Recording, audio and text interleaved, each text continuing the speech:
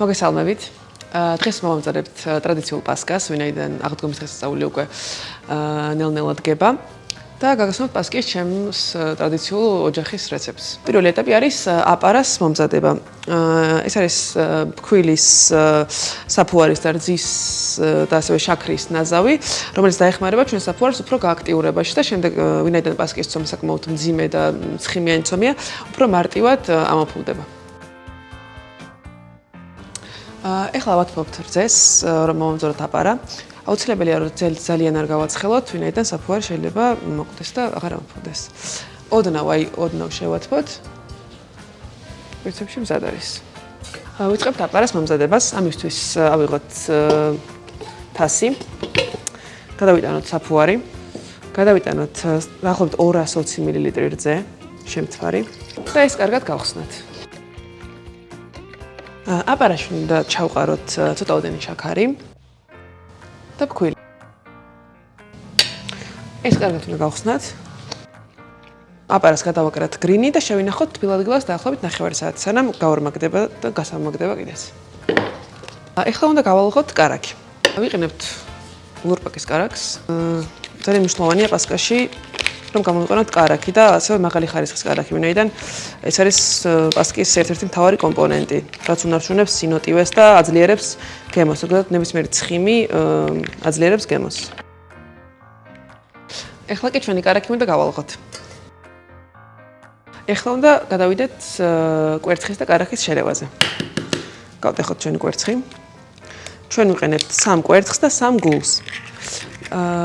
გულის გამოყენება ძალიან კარგია პასკაში, იმიტომ რომ მეტად ცხიმიანობას და მეტ ნაჯერ გემოს ძენს. ეხლა კვერცხი უნდა გადავიტანოთ მიქსერის თასში და დავამატოთ დარჩენილი შაქარი. დავიწყოთ ათქვეფა. უნდა მივიღოთ ძალიან კრთალი ტექსტურა. ამ ეს თქვათ გოგლი-მოგლის მასაში უნდა დავამატოთ 1 ვანილის ჭხილი. სასურველია ვანილის ჭხილი გამოიყენოთ. თუ არა შეიძლება ვანილის შაქარის საფრისას ან სიროფის გამოყენებაც თავისთავად.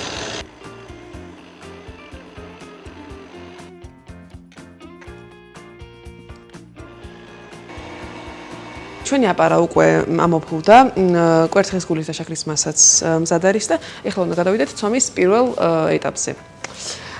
ამისთვის აპარა გადავიტანოთ შედარებით მოზრდილ თასში. ეხლა ჩვენი გოგლი-მოგლის მასა უნდა შევურიოთ აპარას. მაქსიმალურად ვიმუშაოთ ძალიან ნაზად და ჰაერულად. აპარას და კვერცხის გულის მასას უნდა დავამატოთ ნელ-ნელა ფქვილი. პირველ დასვენებაზე მე ვამატებ საერთო ფქვილის ნახევარს, რომ ცომი უფრო ვთქვათ თხელი იყოს და შედარებით მალე და უფრო ეფექტურად ამოვიდეს. ამ მომენტში უნდა დავამატოთ არაჟანი. არაჟანი არ არის ძალიან ტრადიციული, მაგრამ ჩემი აზრით ძალიან კარგ ტექსტურას და სინოტივეს მატებს პასკას. აუცილებელია რომ პასკაში გამოვიყენოთ მხოლოდ კარაქი, ვინაიდან კარაქი მზადდება ძალიან ნატურალურ ცხოველურ რძეზე და აქვს საერთოდ განსაკუთრებული გემოვნური და ხარისხობრივი თვისებები. ჩემი პრიორიტეტია ამ შემთხვევაში ლურპაკი, ვინაიდან ლურპაკს აქვს კიდევ უფრო მეტი ცხიმის შემცველობა შედარებით სხვა კარაქებთან, ამიტომ მე უპირატესობას ვანიჭებ ლურპაკს. ამ მომენტისთვის უნდა მივიღოთ დაახლოებით ესეთი სტრუქტურის მასა.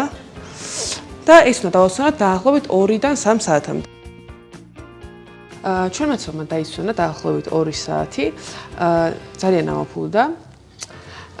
ეხლა უნდა გადავიდეთ უკვე მეორე ეტაპზე, დავამატოთ სრულად ფქვილი, სუნელები და ქიშმიში და კიდე დავასვენოთ. ამ ეტაპზე, როდესაც მეორე პარტია ფქვილს ჩავყრით, აუცილებელია რომ კარგად მოვზილოთ. ილი არის შემეერთ ყველაზე არომატული სუნელი პასკაში და სასურველია რომ თქვენ თვითონ გაარჩიოთ და დანაყოთან დავხვათ. დავამატოთ ჩვენი დანაყული ილი, დავამატოთ ქიშმიში. მარილი ჯობს დავამატოთ ბოლოს, ვინაიდან საფუარს არ შეუშალოს ხელი ამოსვლაში. დავამატოთ დაახლოებით 1 სუფრისკოვისი კონიაკი. და გავაგრძელოთ მოძრაობა. როცა დავასრულებთ ცომის მოზელვას, დავასვენოთ დაახლოებით 2-3 საათი, სანამ კიდევ ერთხელ ამოფუვდება და შემდეგ უკვე ფორმებში. ცომი ახლა დავუყოთ 2 ნაწილად. დაახლოებით 1/3-ს უნდა ფარავდეს ფორმის. ჩვენმა ცომმა დაისვენა დაახლოებით საათ-ნახევარი. ძალიან კარგად ამოვიდა. ეხლა გახურებულ ღუმელში 150 გრადუსზე გამოვაცხობთ დაახლოებით 45-50 წუთი. პასკები გამოცხვა, გავაგრილეთ, მოვაყაროთ შაქრის პუდრი და გავჭრათ.